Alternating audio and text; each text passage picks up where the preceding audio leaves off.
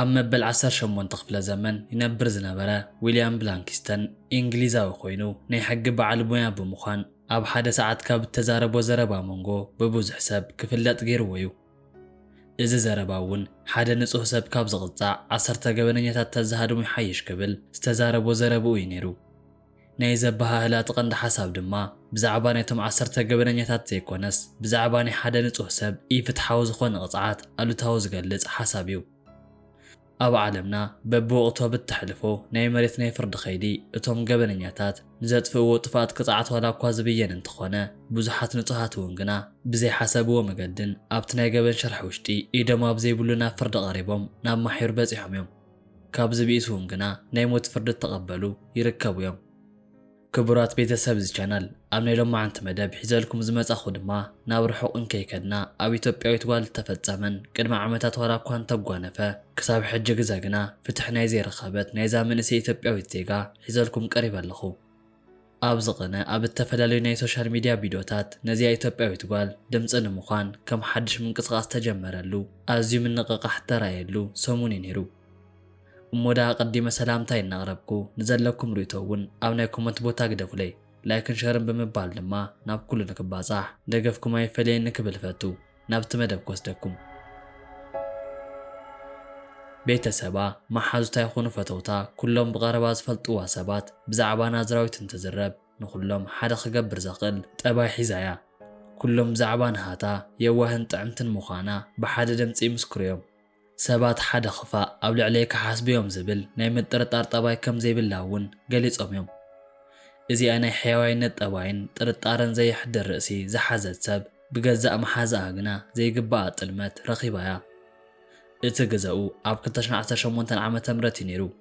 እዚኣ ናይ ሲቪል ኢንጂነሪንግ ዲግሪ ዘለዋ ጓል 27 ዓመት ናዝራዊት ኣበራ ናብ ቻይና ምስ ስርሓ ብተተሓሓዘ ጉዳይ ንኽተምርሕ ኣብ ምድላው እያ ነይራ።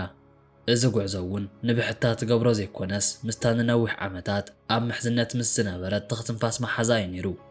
ካብ ሃገር ወፃእ ተጓዒዛ ንዘይትፈልጥ ናዝራዊት ምስ መሓዝኣ ወይ እውን ምስ ትኽትንፋስ መሓዝኣ ክኸውን ምኽኣሉ ንዓኣ ጽቡቕ ዝበሃል ኣጋጣሚ እዩ ነይሩ። እቲ ናይ ትኬት መዓልቲ እናቐረበ ምስ መፀ ግና ሓደ ሓድሽ ነገር ከጓንፍ ኪሉ እዩ። ሓቢራታ ንምኻድ ትልሚ ሒዛ ዝነበረት ትኽትንፋስ መሓዝኣ ብናይ ቤተሰብ ፀገም ምኽንያት ነዚ ጉዕዞ ክትገብር ከም ዘይትኽእል ብምግላጽ ናዝራዊት ናብ ትኸይዳቶ ዘይትፈልጥ ሃገር ንብሕታ ክትከይድ ከም ዝኾነት ገሊጻት ትላያ።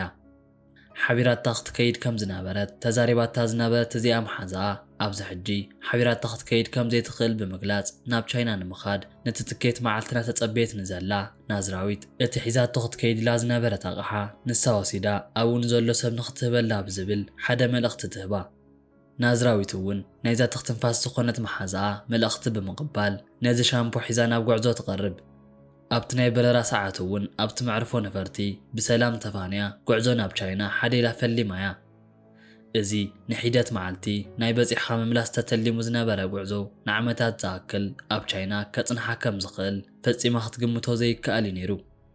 ካብ ኢትዮጵያ ናብ ቻይና ተገብረ እዚ ጉዕዞ ኣብ ቻይና ናብ ዝርከብ መዕርፎ ነፈርቲ መወዳእትኡ ምስ ገበረ ኩሉ ሰብ ናብ ዝጽበዮ ናይ ፍተሻ ተግባርና ተጸበየት እያ ነይራ። እዚኣ ሚስኪን ናዝራዊት እውን ልክዕ ከም ካልኦት ሰባት ንኽትፍተሽ ኩሉ ኣቑሑታ ናብቲ ጣውላ ትገብር። ድሕሪ ዝፈተሻ ድማ እዚኣ መንእሰይ ናዝራዊት ኣቐዲማ ናብቲ ዝሓሰበቶ ናይ ቻይና ጉዕዞ ናይ ዑደት ተግባር ተሪፉ ናብቲ መዕረፊ ጋሻ ንኽትኣቱ ተዘሪብዋ እዩ። ናይዚ ኩሉ መልዓል እውን ምስኣት ተረኽበ ኮኬይን ዝበሃል ኣዝዩ ሓደገኛ መደንዘዝ ሓሸሽ እዩ ነይሩ። ናዝራዊት እዚ ገበን ብኣኣት ተፈጸመ ከም ዘይኮነን እዚ ኣቕሓ ናሃታ ከም ዘይኮነ ክትረድኦም ብዘይምኽኣላ እዚኣ በቲ ሓያል ዝኾነ ሕጊ ትፍለጥ ሃገረ ቻይና ነዚ ዘይፍቑድ ዝኾነ ሓደገኛ መደንዘዝ ሓሽሽ መረዳእታ ዝሓዙ ፖላይስን ምስ ጭብጢ ንተረኸበት ናዝራዊትን ብቓላ ምኽንያት ክሰድዋ ስለ ዘይከኣሉ ኣብ ትሕቲ ቀይዲ ክትኣቱ ገይሮማ እዮም። ንናይ ቻይና መንግስቲ ናይ ናዝራዊት ጌጋ እቲ ዘይፍቑድ ዝኾነ ሓሽሽ ኣብ ኢዳ ሒዛ ክትርከብ ብምኽኣላ ክኸውን እንከሎ ንናዝራዊት ግና እቲ ዓብ ጌጋኣ ንገዛእ መሓዝኣ ምእማናን ነቲ ምሕዝነታ ክትብል ዝበለታ ምስማዓን እዩ ነይሩ። ናዝራዊት ኣብቲ መዕረፊ ገበነኛ ውሽጢ ኮይና እንታይ ክመፀላ ከም እትደሊ ክትሕተት እንኮላ እቲ ናይ ፈለማ ክመፃላ ዝደልየቶ ነገር መጽሓፍ ቅዱስ ከም ዝነበረ ፖላይስ ገሊፆም እዮም። ናዝራዊት ኣብዚ ናይ ማእሰርቲ ጻኒሕታ መንጎ እውን ምስ ናይ ምህንድስና ወይ እውን ምስ ስርሓ ዘራኸቡ መጻሕፍቲ ከም ዝሓተተት ገሊፆም እዮም። እዚ ማለት እውን እዚኣ መንእሰይ ኣብቲ ሰዓት ኣብ ዘይትፈልጦ ዓቢ ሃገር ኣብ ማእሰርቲ ውሽጢ ኮይና ብዛዕባ ናይ መጻኢኣ ተስፋ ዘለዎ ህይወት ተሓስብ ከም ዝነበረት ዝገልጽ እዩ። ወላዲታ ኣዲኣ ካብ ጓላ ነዚ ዓይነት መሰንበዲ ነገር ድሕሪ ምስማዓ ብስንባደ ፌንቲ ከም ዝኣተወትን ኣብ ሕማቕ ናይ ጥዕና ጸገም ከም ዝነበረትን ተዘሪቡ እዩ።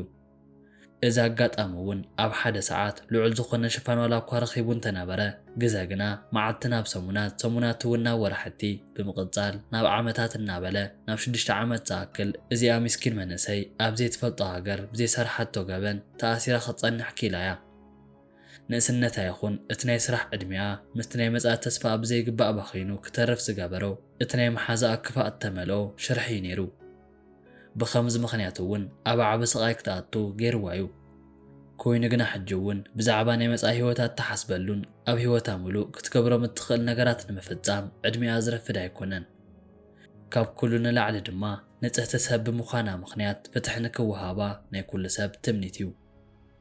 ናይ ቻይና መንግስቲ ዝኽተሎ ፖሊስ እውን ኣብ መብዛሕትኡ ከም ሚስጥር እትሓዝ ከም ናይ ሓደ ገበነኛታት ብናይ ሕጊ ኸይዲ ምኽንያት ብዛዕባ ናዝራዊት እኹል ዝኾነ መረዳእታ ንከይርከብ ገይሩ እዩ።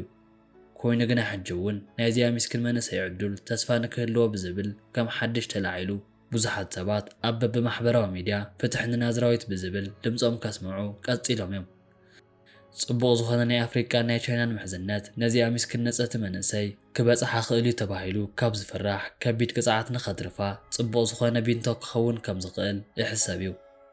እዚ ኩነታት ብብዙሓት ኣቓልቦ ተዋሂብዎ እውን ካብ ኣፍሪቃ ሓሊፉ ባሕሪ ተሳጊሩ ናብ ሶሻል ሚድያ እንተዝበጽሕ ነይሩ እዚ ናይ ናዝራዊት ኣበራ ጉዳይ ከም ሓድሽ ዝጽናዓሉ ዕዱል ክህሉ ከም ዝኽእል ብዙሓት ሓሳቦም እናሃቡ እዮም። በዚ ቻናል ስም እውን ናዝራዊት ኣበራ ጽሩይ ኣየር ተተንፍሰሉን ናብ ሃገራት ትምለሰሉን ኣብ ቀረባ ንክኸውን ካብ ልብና ተመነና። ንስኹም እውን ንዘለኩም ርእይቶ ኣብ ናይ ኮመንት ቦታ ግደፍለይ ላይክን ሸርን ብምባል ድማ ናብ ኩሉ ንክባጻሕ ደገፍኩም ኣይፈልየኒ ክብል ፈቱ።